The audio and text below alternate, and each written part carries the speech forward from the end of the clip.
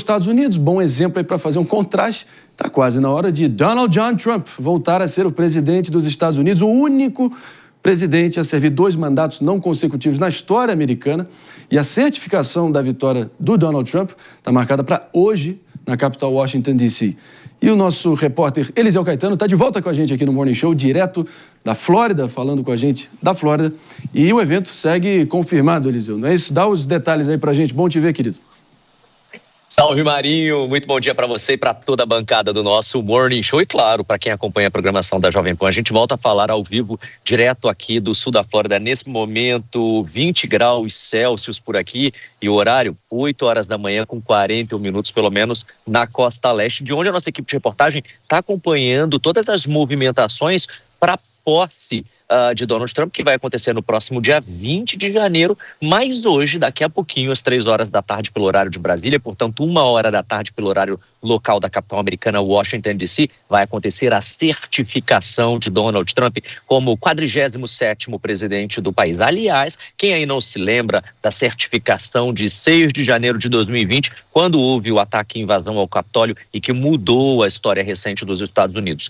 Pois então, vai acontecer novamente a certificação, dessa vez de Donald Trump. Kamala Harris, atual vice-presidente do país, é quem vai presidir a sessão lá na Câmara, que vai reunir tanto os congressistas quanto os senadores, que juntos devem avaliar aí todos os votos dos colégios eleitorais e certificar e validar juntos o nome de Donald Trump como o presidente eleito do país. É claro que nesse inteirinho de tempo muita coisa pode acontecer ou não, caro André Marinho. Como, por exemplo, alguém levantar a mão e falar: olha, eu não concordo com o voto desse delegado, eu não concordo com o voto desse colégio eleitoral. E aí pode ser que atrase um pouquinho, mas nada pode impedir Donald Trump ser ali nomeado o próximo presidente do país. E aí a certificação acontece hoje, a gente vai acompanhar ao longo da programação da Jovem Pan, e no dia 20 tem o grande dia, o dia da posse, que vai acontecer no mesmo lugar, no Capitólio, no coração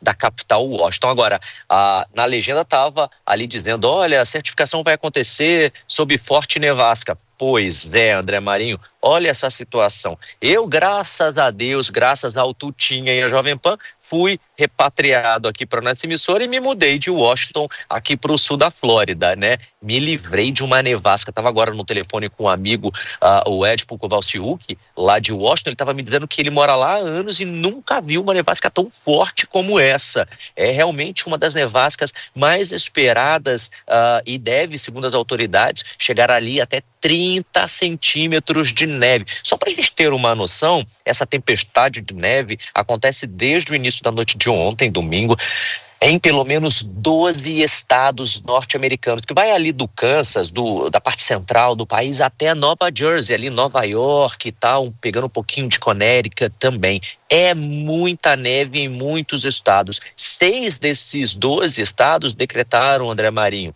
estado de emergência. Isso faz com que portos, aeroportos, vias, rodovias e até escolas tenham ali momentos de interrupção. Por exemplo, em Washington, nada está funcionando hoje por conta dessa forte nevasca, exceto o Capitólio, viu? Que vai ter e muito trabalho. Inclusive o Mike Johnson, que é o porta-voz da Câmara aqui dos Estados Unidos, ele deu uma entrevista agora de manhã a uma rede de TV aqui nos Estados Unidos e garantiu: a certificação vai sim acontecer independente da nevasca. Ou seja, deputados e deputadas, senadores e senadores e, claro, os jornalistas de plantão, todo mundo com botinhas no pé e vamos encarar a neve. Estava falando mais cedo com uma repórter lá de Washington, uma amiga, ela falou: meu amigo, não sei nem o que eu vou fazer, porque tem que calçar bota, tem que pegar o metrô até a Union Station, ir andando até o Capitólio, tudo para acompanhar essa certificação in loco. Quem está lá não vai ter jeito, vai ter que ir andando mesmo, porque não tem transporte público. Quer pegar um carro de aplicativo? Ixi, tem não, viu? Não tem como não, André Marinho.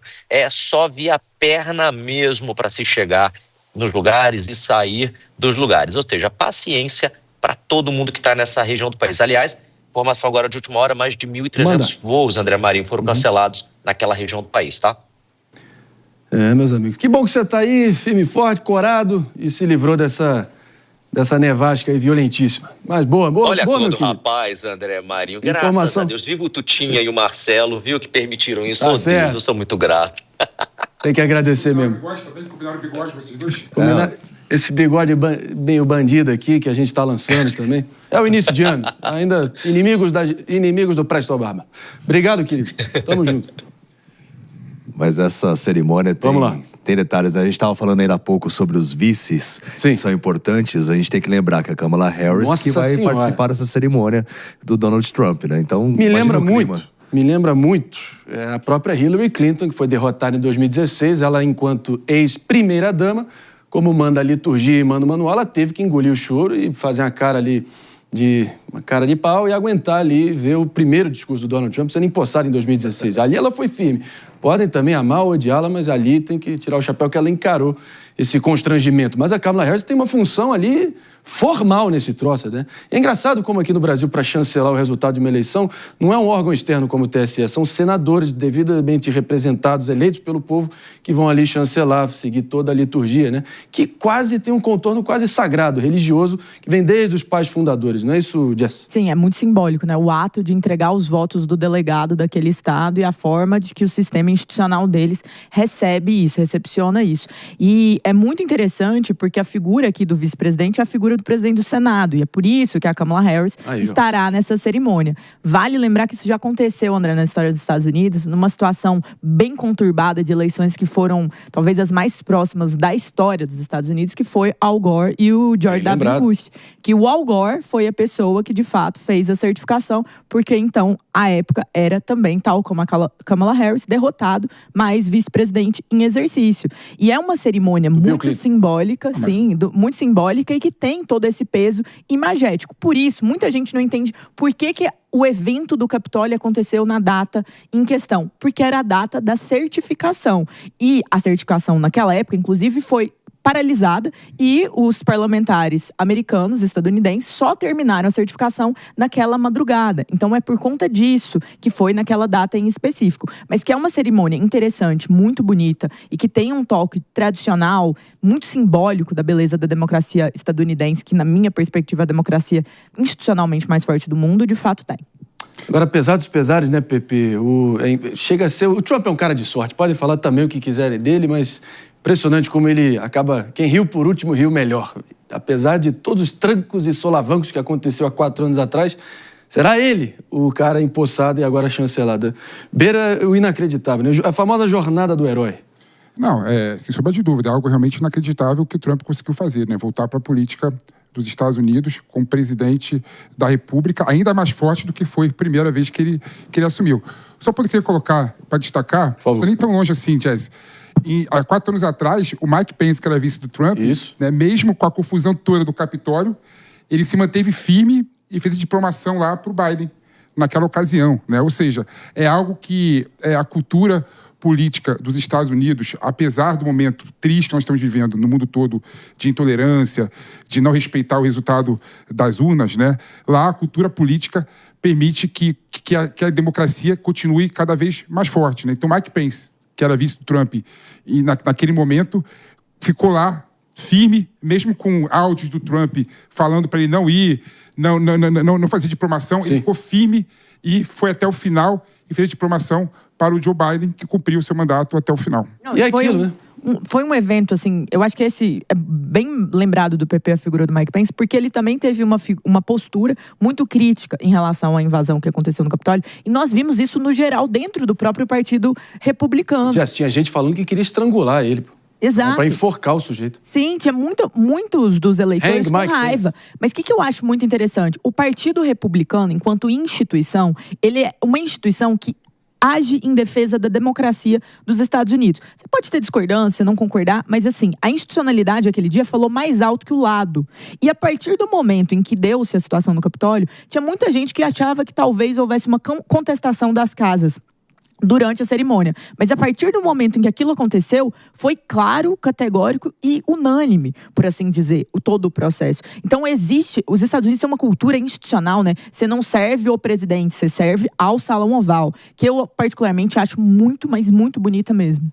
Agora, o Trump é o maior case, acho que é o maior político anti-esquerda do nosso tempo. Talvez seja o presidente americano mais consequente do século XXI, pro bem e pro mal, tá? Ame ou odeio. Mas eu acho que na mesma medida que ele, na essência dele, ele rompeu todas as normas de liturgia, que é algo quase sagrado ali, vem da religião cívica dos patriarcas fundadores dos Estados Unidos, parece muito ali com, enfim, até a fundação do Estado judeu, uma coisa quase reverencial aos ritos sagrados da democracia americana. Ele expôs a podridão muito desse sistema e tal, mas esse sistema coloca uma espécie de garrote, um freio em qualquer um que ousa ir contra essas normas, essas liturgias, esses ritos, né? Que até ele, quando ele foi para o pior momento do mandato dele, que foi logo o final, o primeiro mandato, com aquele banzé que os apoiadores dele armaram, ainda assim ele ficou mal naquela situação para ele, entendeu? Ele saiu pela porta dos fundos. Concorda, Pepe, mais ou menos com essa análise? Concordo. E uma coisa que é digna de nota também é como essa transição de poder está muito mais pacífica do que foi há 4 anos atrás, né? Mostrando claramente que, felizmente, né, a Kamala Harris e o Biden, né, o Partido Democrata, em relação a esse assunto, é muito mais pró-democracia e pró-instituição do que o trumpismo naquele momento, né? Claro que a gente não dá para generalizar. A Jéssica falou bem em relação ao Partido Republicano, né? Poxa, tem membros do Partido Republicano que eu sou fã até hoje. Eu prefiro muito mais do que membros do Partido Democrata. Agora, só um ponto, que deixa claro, né? O Trump realmente tem uma agenda de direita em relação ao costume, mas em relação à economia, ele tem política de esquerda, né? Haja visto o tal protecionismo que os Estados Unidos irá colocar em pleno século XXI, algo que é inimaginável uma pessoa de direita defender protecionismo. Pelo contrário, normalmente a pessoa de direita é liberal na economia também. Se pensar para fora da caixa, você pode dizer que essas nomenclaturas de esquerda e direita estão se renovando a todo momento, a história é um fluxo contínuo. Será que, enfim, está tudo sendo redesenhado, né? Agora, Palumbo, você admira também essa pompa e circunstância, como os americanos levam a sério esse tipo de posse, esse tipo de institucionalidade, né? De passar a transição de poder. A gente tem que respeitar e saber perder. A democracia é isso, né? Não ganhou, espera mais 4 anos. Aqui no Brasil você pode esperar de 2 em 2, que tem eleição a cada 2 anos. Mas saber perder também é importante.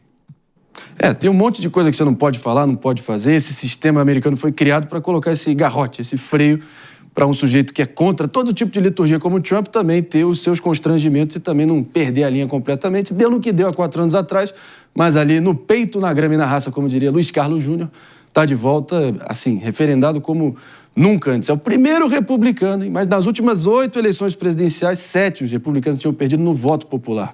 O último tinha sido George Bush, em 2004, a vencer no auge da guerra e tal. Mas então, enfim, mas é impressionante como de tédio lá também não se morre, não, Pepe. Não, assim, lá não se morre de tédio, não. Lá também realmente é algo que pujante, né? Algo vivo, né? Só um ponto que eu queria colocar aqui, Marinho. Você vê como é interessante. Você vê que o Partido Democrata falava a todo momento que a democracia dos Estados Unidos estava em risco com o Trump, né? Balela, mentira. O povo não engoliu isso. Porque, apesar de determinadas pessoas serem intolerantes e serem contra instituições, né? A regra é que a democracia dos Estados Unidos funciona muito bem o freio contrapeso que você falou, né? Freios e contrapesos que você falou, né? Ou seja, esse discurso narrativo do Partido Democrata também fez com que o democrata ajudasse a perder as eleições. Porque totalmente. Quem é americano confia nas instituições. Então não tem como falar que a democracia está em risco nos Estados Unidos com o Trump. Eu acho que essa é a principal diferença da democracia brasileira com a democracia estadunidense. As instituições nos Estados Unidos, elas são maiores e mais fortes do que as pessoas. Aqui no Brasil, não. Aqui as pessoas são muito mais fortes do que as instituições. Então as instituições, elas tendem a se personalizar mais. E elas têm uma fragilidade muito grande em determinados tipos de situação. E quando nós olhamos até para a confiança da população em relação às instituições, nos Estados Unidos isso é muito maior. Na hora do vamos ver mesmo, a hora que a gente vê ali a invasão do Capitólio, a gente vê que as instituições, independente de serem democratas ou republicanas, elas falaram e elas agiram em prol da defesa das instituições, em prol da defesa da democracia. Então, isso é muito interessante da gente avaliar, porque não é tanto sobre lado, embora existam lados claros. Obviamente, o Mike Pence torcia para que Donald Trump, ele era o vice, né? Torcia para que o Donald Trump tivesse levado. Mas a figura de se completar um ritual da sua nação era mais importante do que isso. Então, uma situação muito interessante. E só endereçando um ponto do PP, que foi a questão se o Trump tem uma política de esquerda. Se você for traduzir a política econômica do Trump em um nome dentro do Brasil, Este nome, para sua surpresa, será Ciro Gomes. Então, independente de direita e de esquerda, se for traduzir políticas econômicas similares, o Trump vai numa linha bem Ciro Gomes. E aí cabe a você julgar se isso é mais direita ou esquerda. Bem protecionista, fortalecer mercado interno. Claro, funciona mais para os Estados Unidos e a força econômica que eles têm hoje do que para o Brasil. Talvez há 50 anos teria funcionado. Agora, o Trump está em estado de graça, né? A dancinha dele já virou um sucesso total absoluto. É lutador de UFC dando uma finalizada ali, comemora fazendo a dancinha. É o jogador de futebol americano recebendo um touchdown no carnaval e já vai na dancinha. PP dançando o YMCA lá, Trump, podemos contar com isso? Vai ter dancinha do PP esse carnaval, sim. Pode Olha só. Já estão... Mas... velhos cintos de segurança. Eu gostei de saber, para não falar que tem que reconhecer a derrota. Ele reconhece a derrota para mim todo dia aqui nos debates aqui da Jovem Pan. A humildade do PP é uma coisa absurda, a humildade dele. Metro quadrado. Não pode levantar a bola. E um ponto legal do Trump, ele já tomou algumas iniciativas, e uma que me marcou muito, a solicitação à Suprema Corte dos Estados Unidos para que o TikTok não fosse banido. Essa é uma ação interessante que mostra uma diferença do mandato anterior para este mandato. É verdade. Porque lá atrás ele era crítico e agora ele já fala sobre liberdade de expressão e quer que o TikTok, uma rede social muito forte nos Estados Unidos, permaneça em exercício lá. O algoritmo chinês do TikTok também intoxicou de vez o Donald Trump. É porque ele quer fazer dancinha no TikTok. Mas esse é o grande beneficiário. Não é que foi beneficiário. Ele vence. Peraí, um republicano ganhar entre a demografia dos jovens, isso era impensável. E ganhou. PP. Não, foi interessante. No primeiro mandato do Trump, o Trump que começou a iniciativa contra o TikTok. Opa! Né? Falando que o TikTok era um espião chinês, pegava dados americanos. E agora ele realmente fez isso? Ele pediu para a Suprema Corte? Ele pediu para a Suprema Corte, fez um documento, o Brasil até mencionado no documento. Ele pediu para assumir primeiro, para depois que seja tomada a decisão, porque é um dia antes da posse, né? Como é que fica? O Palomo, não sei se você viu, Ele advogou pela permanência do TikTok em funcionamento dentro dos Estados Unidos, mesmo se não for a Byte vendida para uma empresa estadunidense. Ainda assim, se você perguntar para a média dos jovens chineses qual é a sua profissão do futuro que você mais sonha, astronauta. Se você perguntar para o americano médio, jovem, qual é a profissão do sonho, ele fala influenciador digital. Isso revela o quê para você? Do futuro, eu não tenho dúvida disso. Tem um sobrinho de 20 anos, eu falei, vai estudar isso aí é o futuro. Carece de pessoas, né? As pessoas mais velhas, elas não conhecem as redes sociais como os mais novos.